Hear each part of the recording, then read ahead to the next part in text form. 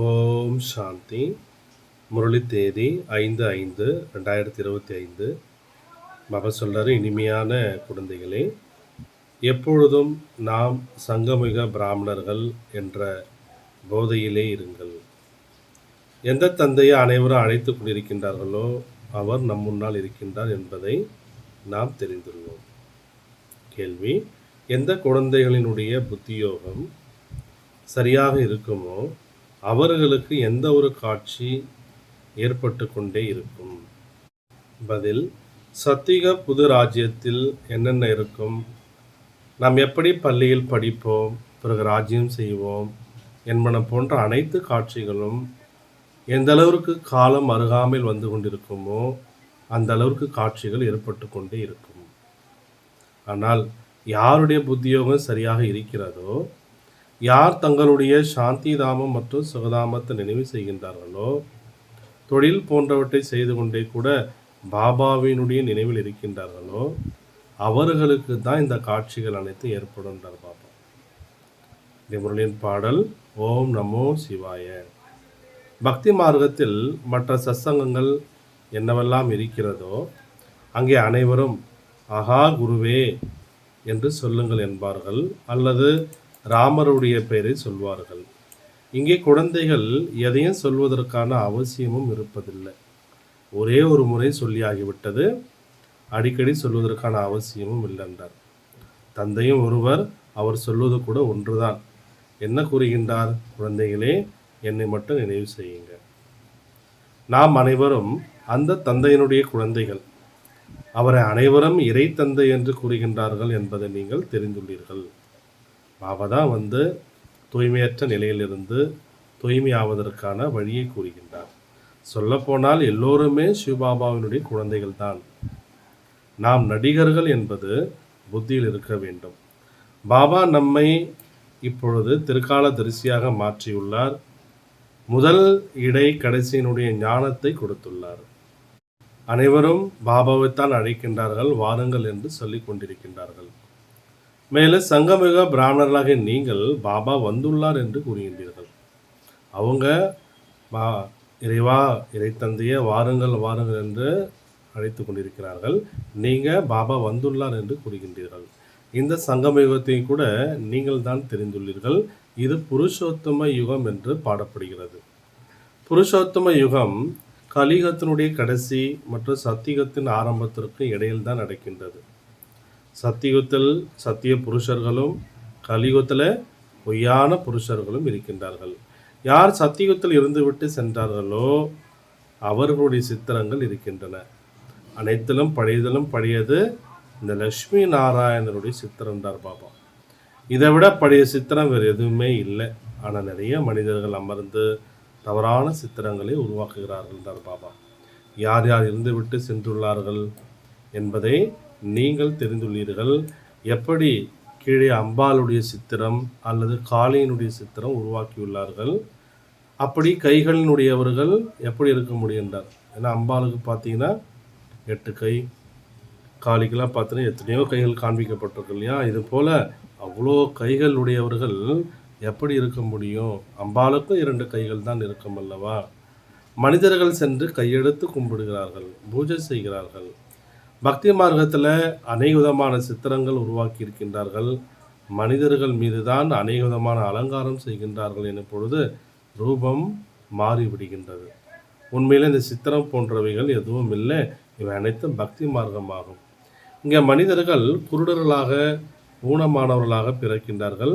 சத்தியுகத்தில் இப்படிலாம் நடப்பதில்லை அப்படின்றார் பாபா. சத்தியுகத்தை கூட நீங்கள் தெரிந்துள்ளீர்கள். ஆதி சனாதன தேவி தேவதைகளுடைய தர்மம் இருந்தது. இங்கே ஆடையை பாருங்கள், ஒவ்வொருவருக்கும் தனக்கென எவ்வளோ வகைகள் இருக்கின்றன. அங்கே எப்படி ராஜாராணியோ அப்படியே பிரஜைகளும் இருக்கின்றார்கள். எந்த அளவிற்கு அருகில் சென்று கொண்டே இருப்பீர்களோ அப்பொழுது உங்களுக்கு தங்களுடைய ராஜ்யத்தினுடைய ஆடை போன்றவற்றின் காட்சிகள் தெரிந்து கொண்டே இருக்கின்றார் பாபா. நாம் இப்படிப்பட்ட பள்ளியில் படிக்கின்றோம், இதை செய்கின்றோம் என்பதை பார்த்து கொண்டே இருப்பீர்கள். யாருடைய புத்தியோகம் நன்றாக இருக்கின்றதோ, யார் சாந்தி தாமம் சுகதாமத்தை நினைவு செய்கிறார்களோ அவர்கள்தான் பார்ப்பார்கள் அப்படின்றார். தொழில் போன்றவற்றை செய்யத்தான் வேண்டும். பக்தி மார்க்கத்தில் கூட தொழில் போன்றவற்றை செய்கின்றார்கள் அல்லவா? ஞானம் எதுவும் இருக்கவில்லை. இவை அனைத்தும் பக்தி ஆகும். அதனை பக்தியின் ஞானம் என்று சொல்லலாம். அவர்கள் நீங்கள் உலகத்திற்கு எஜமானர்களாக எப்படி ஆவது என்ற ஞானத்தை கொடுக்க முடியாது. இப்பொழுது நீங்கள் இங்கே படித்து எதிர்காலத்தில் உலகத்திற்கு எஜமானர்களாக ஆகின்றீர்கள். இந்த படிப்பே புதிய உலகத்திற்காகன்றார் பாபா, அமரலோகத்திற்காக என்பதை நீங்கள் தெரிந்துள்ளீர்கள்.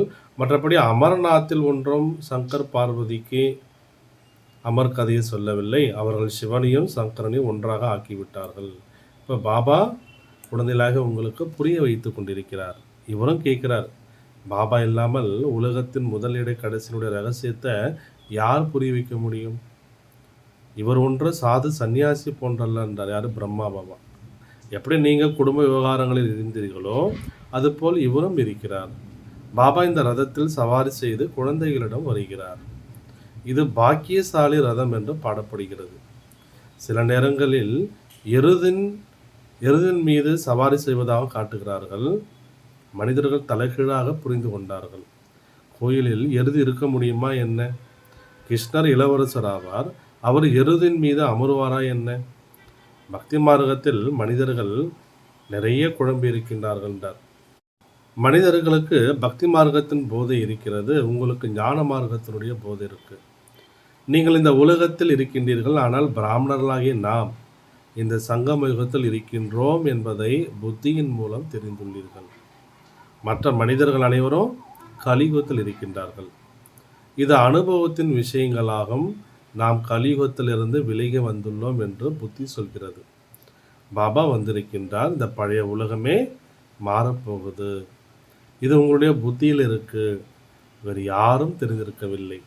ஒரே வீட்டில் இருக்கக்கூடியவர்கள்தான், ஒரே குடும்பத்தை சேர்ந்தவர்கள்தான். அதிலேயே தந்தை சொல்வார், நாம் சங்கம யுகத்தவர்கள் என்று. குழந்தை நாம் கலியுகத்தில் இருக்கின்றோம் என்று சொல்வார். அதிசயமாக இருக்கிறது அல்லவாண்டார். நம்முடைய படிப்பு முடிந்துவிட்டால் விநாசம் நடக்கும் என்பதை குழந்தைகள் தெரிந்துள்ளார்கள். கண்டிப்பாக விநாசம் நடக்க வேண்டும். இன்னும் கொஞ்ச காலம்தான் இருக்கிறது.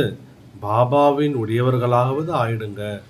பட்டினி கிடந்து இருந்தாலும் முதலில் தந்தை, பிறகுதான் குழந்தைகள். இது பாபாவினுடைய பண்டாரா ஆகின்றார் பாபா.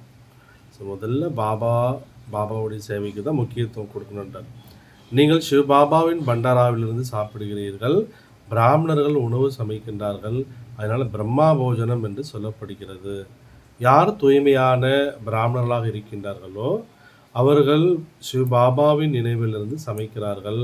பிராமணர்களை தவிர வேறு யாரும் சிவபாபா நினைவில் இருக்க முடியாது. இதுதான் சிவபாபாவினுடைய பண்டாரா ஆகும்.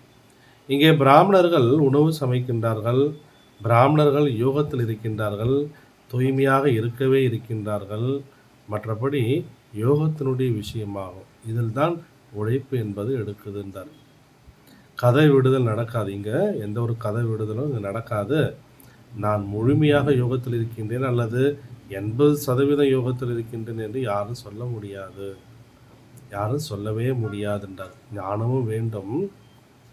யார் தங்களுடைய பார்வையின் மூலமாகவே யாரையும் அமைதியாக்கி விடுகின்றார்களோ அவர்கள்தான் குழந்தைகளாக உங்களில் யோகி ஆவார். இது கூட சக்தி என்றார் பாபா. ஒரேடியாக அசைவற்று போய்விடும். எப்போது நீங்கள் அசரீரியாக ஆகிவிடுகிறீர்களோ பிறகு பாபாவின் நினைவில் இருக்கின்றீர்கள் என்றால் இதுதான் உண்மையான நினைவாகும். மீண்டும் இந்த பயிற்சியை செய்ய வேண்டும். எப்படி நீங்கள் இங்கே நினைவில் அமருகின்றீர்களோ அதுபோல் இந்த பயிற்சி செய்விக்கப்படுகிறது. இருந்தாலும் அனைவரும் ஒன்றும் நினைவில் இருப்பதில்லை. எங்கெங்கோ புத்தி ஓடிக்கொண்டிருக்கிறது என்றால் அது நஷ்டம் ஏற்படுத்தி விடுகிறது என்றார் பாபா. யார் தங்களை ட்ரில் டீச்சர் என்று புரிந்து கொள்கிறார்களோ அவர்களை இங்கே கத்தியில் அமர வைக்க வேண்டும். பாபாவின் நினைவின் முன்னால் அமர்ந்திருக்கின்றார்கள். புத்தியோகம் வேறு எந்த பக்கமும் போகக்கூடாதுன்னு சொல்கிறார் பாபா. அசைவற்று போய்விடும். நீங்கள் அசரீரியாக ஆகிவிடுகின்றீர்கள். மேலும் பாபாவின் நினைவில் இருக்கின்றீர்கள். சன்னியாசியில் கூட அமைதியில் அமருகின்றார்கள். அவர்கள் யாருடைய நினைவில் இருக்கின்றார்கள்? அது ஒன்று உண்மையான நினைவு இல்லை.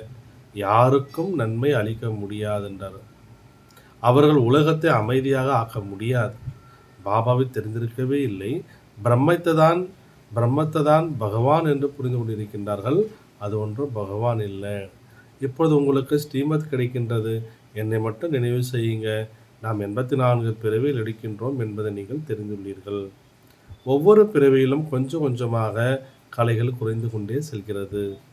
சந்திரனின் கலைகள் குறைந்து கொண்டே செல்வதைப் போல் ஆகுண்டார் பாபா. இப்போது யாரும் சம்பூர்ணமாக ஆகலை. இன்னும் போக போக உங்களுக்கு காட்சிகள் கிடைக்கின்றார். திவ்ய திருஷ்டியின் மூலம்தான் ஆத்மாவை பார்க்கின்றார்கள். இது கூட நாடகத்தில் பதிவாயிருக்கு. என்னுடைய கைகளில் எதுவுமே இல்லைன்றார். நாடகம் என் மூலமாக செய்ய வைக்கின்றது. இவை அனைத்து நாடகத்தின்படி நடந்து கொண்டிருக்கிறது. போக வைப்பது போன்ற அனைத்து நாடகத்தில் பதிவாயிருக்கு. வினாடிக்கு வினாடி நடிப்பு நடந்து கொண்டிருக்கின்றார். இப்பொழுது எப்படி தூய்மையாக வேண்டும் என்று பாபா படிப்பினை கொடுக்கின்றார். பாபாவை நினைவு செய்ய வேண்டும். எவ்வளோ சிறிய ஆத்மா தூய்மையற்றதாக ஆகியிருக்கு, பிறகு தூய்மையாகவும் ஆக வேண்டும். நீங்கள் தந்தையிடமிருந்து இயற்கையான விஷயங்கள் அனைத்தையும் கேட்கின்றீர்கள்.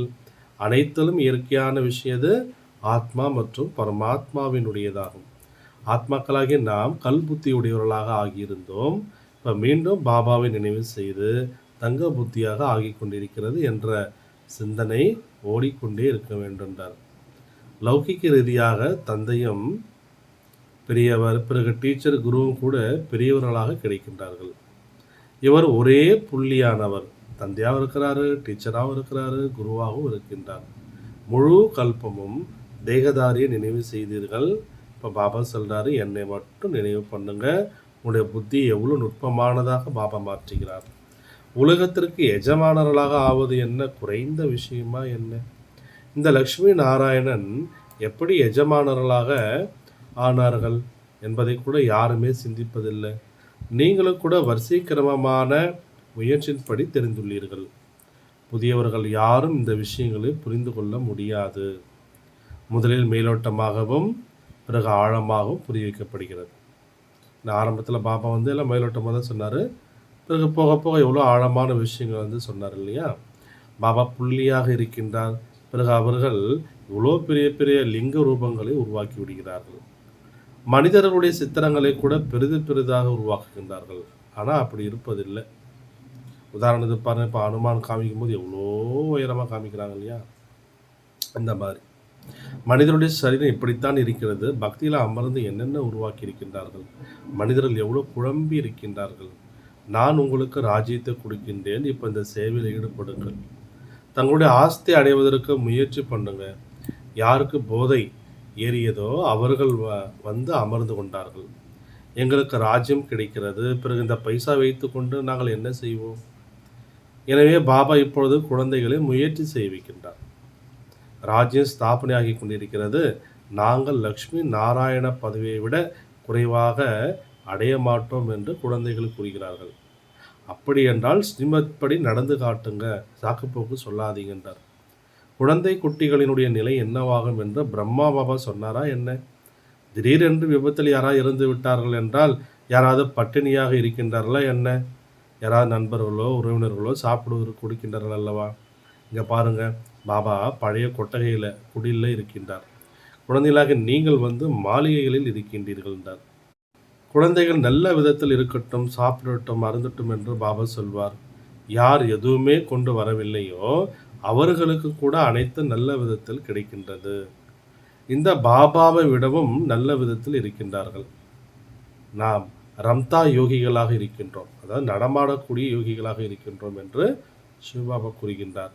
யாருக்கு வேண்டுமானாலும் நன்மை செய்வதற்கு நீங்கள் செல்ல முடியும். யார் ஞானம் நிறைந்த குழந்தைகளாக இருக்கின்றார்களோ அவர்கள் ஒருபோதும் காட்சி போன்ற விஷயங்களினால் குஷி அடைய மாட்டார்கள். யோகத்தை தவிர வேறு எதுவும் இல்லை. இந்த காட்சி போன்ற விஷயங்களில் நீங்கள் குஷி அடையக்கூடாதுன்றார் பாபா. அதான் நான் இந்த காட்சி பார்க்கணும், அந்த காட்சி பார்க்கணும், இப்படி ஆரம்பத்தில் பிரம்மா பாபாவுக்கு மற்றவங்களுக்கெல்லாம் காட்சியெல்லாம் கிடச்சிது இல்லையா? அந்த மாதிரி நானும் காட்சிகளை பார்க்கணும். இது போன்று காட்சியிலே பார்க்கக்கூடிய விஷயங்களில் நீங்கள் குஷி அடையக்கூடாதுன்னு சொல்கிறார் பாபா. தாரணைக்கான முக்கிய சாரம் ஃபர்ஸ்ட் பாயிண்ட். ஒரு பார்வையின் மூலமே யாரையும் அமைதியாக்கும் அளவிற்கு யோகத்தினுடைய நிலையை நீங்கள் உருவாக்க வேண்டும். ஒரே அடியாக நிசப்தமாகிவிட வேண்டும். அதற்கு அசரீரியாக ஆவதற்கான பயிற்சி நீங்கள் செய்ய வேண்டும். செகண்ட் பாயிண்ட், ஞானத்தின் உண்மையான போதையில் இருப்பதற்காக நாம் சங்கம யுகத்தவர்கள். இப்பொழுது இந்த பழைய உலகம் மாறப்போகிறது, நாம் நம்முடைய வீட்டிற்கு சென்று கொண்டிருக்கின்றோம் என்பது நினைவில் இருக்க வேண்டும். எப்போதும் ஸ்ரீமத் படி நடந்து கொண்டிருக்க வேண்டும், சாக்கு போக்கு சொல்லக்கூடாது.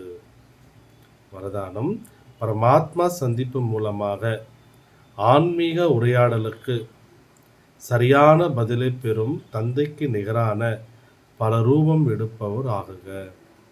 பரமாத்மா சந்திப்பு மூலமாக ஆன்மீக உரையாடலுக்கு சரியான பதிலை பெறும், அதாவது பாபாவிடமிருந்து சரியான பதிலை பெறக்கூடிய தந்தைக்கு நிகரான பல ரூபம் எடுப்பவர் ஆகுக. விளக்கம்: தந்தை சிவன் பல ரூபதாரி ஆவார். ஒரு நொடியிலே நிராகார நிலையிலிருந்து ஆக்காரிய ஆடை அணிகின்றார். அவ்வாறு நீங்களும் இந்த மண்ணால் ஆன ஆடையை விடுத்து ஆக்காரி பரிஸ்தா எனும் பளபளப்பான ஆடையை அணிந்து கொண்டால் சந்திப்பும் சுலபமாகும், ஆன்மீக உரையாடலும் தெளிவாக புரிய வரும். ஏன்னா இத்தகைய ஆடை மாயின் நீரால் மற்றும் நெருப்பால் பாதிக்கப்படாதது. அத்துடன் பழைய உலகிய உள் உணர்வுகளாலும் அதிர்வலைகளாலும் பாதிக்கப்படாதது. மாயால் இதில் தலையிட முடியாது என்றார் பாபா. ஸ்லோகன்: உறுதித்தன்மை நடக்காத காரியத்தையும் நடந்தேற செய்கின்றார் பாபா. அது எங்கே உறுதித்தன்மை இருக்கோ அங்கே நடக்க முடியாத காரியம் கூட நடந்துடுன்றார் பாபா. அபிக்த சமிஞை: ஆன்மீக கௌரவத்தையும் தூய்மை என ஆளுமையையும் கடைபிடியுங்கள். பிரம்மா குமார் என்பதன் பொருளே எப்பொழுதும் தூய்மை எனும் ஆளுமையிலும் ஆன்மீக கௌரவத்தையும் கையாளக்கூடியவர். இந்த தூய்மையின் ஆளுமையே உலக ஆத்மாக்களை தன் வசம் ஈர்க்கும். இந்த தூய்மையான ராயல்ட்டியே தர்மராஜபுரியின் ராயல்ட்டியிலிருந்து விடுவிக்கின்றது. இந்த ராயல்ட்டியின் அடிப்படையிலேயே எதிர்கால ராயல் குடும்பத்தில் வர செய்கின்றது. எவ்வாறு